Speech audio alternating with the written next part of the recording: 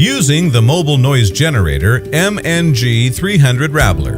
Please remember that the ST-NMG300 Rabbler is just a tool, complementing and reinforcing the measures taken to protect you from eavesdropping and recording. First of all, the security of your conversation depends on yourself, and later from the device.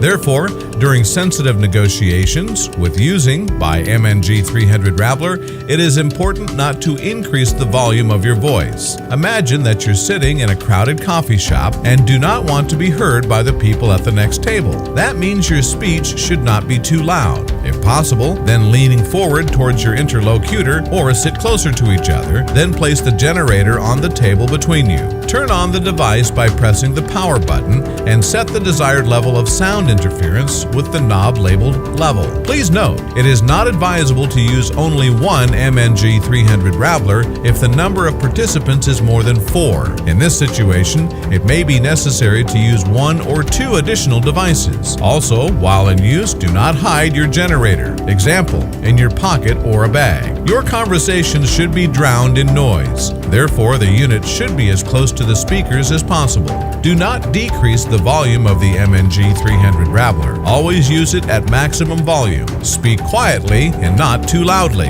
If your companion has a recorder about his person, he will record himself, but not you, as long as your voice is not over loud. If a recorder could be in an undisclosed location somewhere around you, you may need to use an additional generator. Place 2 generators between the interlocutors, placing them in different directions, or one between the interlocutor and the second somewhere behind you or to one side. If there is suspicion about a specific location of a listening device, place a working generator closer to that spot and a second one between the interlocutors.